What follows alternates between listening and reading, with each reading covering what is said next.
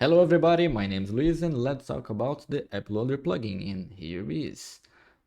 Here I have some buttons. Every button has a shortcut, so I'm usually use that to open the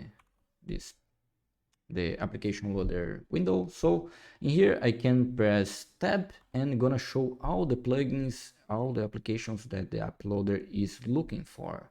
So I have some plugins in here and application. I can right clicking some of that and can try to open a solution for that. And I already have the Visual Studio installed on my machine. So I'm gonna open the application, the project, the solution actually, and let's wait a little bit. I can build this.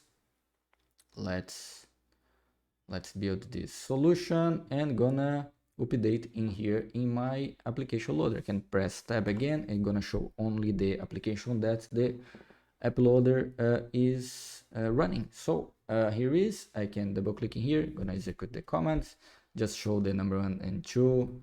Yeah, it's really simple. And I in this case it's not showing any Y buttons and so on, but let's create something. I'm gonna use the snippets for the template. I can press R and F, and I can press tab and tab again, and I'm gonna create this basically ribbon panel creation. And let's change the name in here to not mess with that, and I'm gonna build again, and I'm gonna appear my command in there. I can change the name of my panel, the name here, or don't forget to like this video. So let's change that. Can change the text in here as well. Text, something like this, gonna work. I'm gonna update it, and gonna appear in there. I can remove this icon, is a Revit icon, so I can change then something like the close. I guess close exists in the Revit ecosystem. Yeah, close or open as well. I'm using some icons in Revit, in this case, some resource that exists. So yeah, you should not use that, but yeah, in this case it's just to show how the show an icon in there. So yeah, I can create a lot of stuff in here, but let's show one thing first. How the application loader knows what's external application that need to execute or start and then shut down. Is this attribute. So I can remove this, and the application loader gonna ignore that and just not gonna load not gonna create this ribbon button.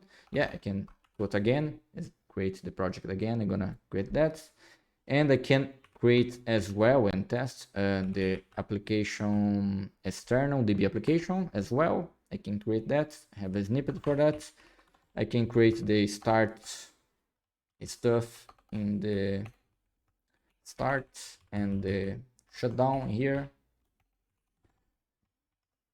Shut something like this, and gonna appear in my console in there.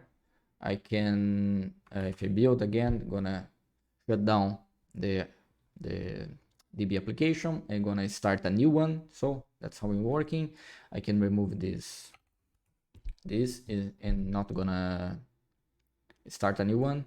Yeah, that's how the application loaders know how to load in the DB application and external application. So yeah, that's how this works.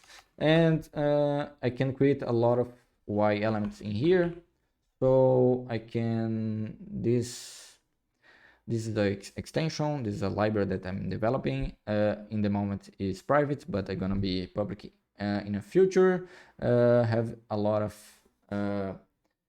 cool stuff in that. So I can, like this, create the create panel, and I can create in a new tab as well, like new tab, and gonna appear my new tab in here. So yeah, that's how it works. I can create another panel as well. I can create the panel 2 in here. Let's create in the same same place, something like this, gonna be panel true.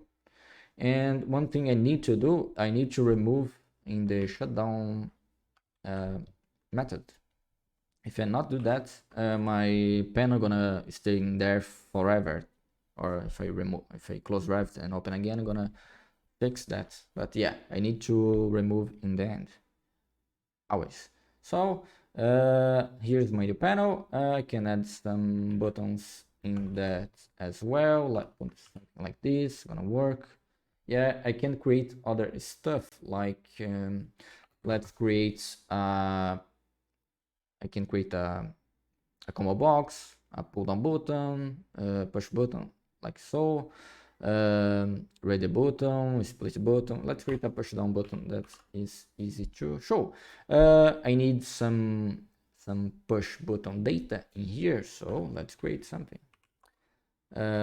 Let's go here, let's put a ribbon button 2, and let's create a new stuff like the combo box, the push down data. That's what I want. So let's put something like this, let's copy this one to that push button data to execute this command. Something like this gonna work. Let's put another one in next, something like this. Let's build that. It's gonna appear in there. I need to add image in this. Maybe this gonna work. Yeah, change that. Let's copy this and add a different one just to show a split button. I know that's split button. Yeah, this one. Let's build again and show what happened. I know that split button actually need image in that, so I can put something like this, something like this.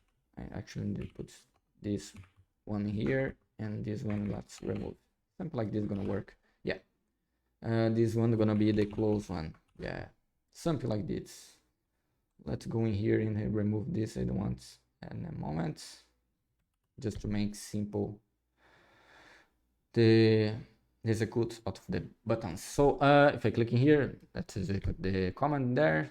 Doesn't have anything there, but yeah, here have two commands, and here have two, one with this icon, the other one with not the icon. Yeah, basically how that's working. I can change the name in here. I can put in here the name of the button, the name here.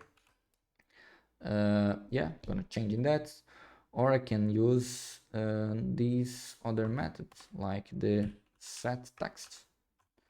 I'm gonna change the name as well, name 2, something like this. Yeah, have the name here, name 2, can change it here as well, and gonna work like this. Yeah, this is the basically stuff. So yeah, I'm gonna finish this video. It's gonna be a long one. I'm gonna share this library in the future, so stay tuned in the channel. So if you're not subscribed, subscribe the channel, and thanks for watching. Bye bye.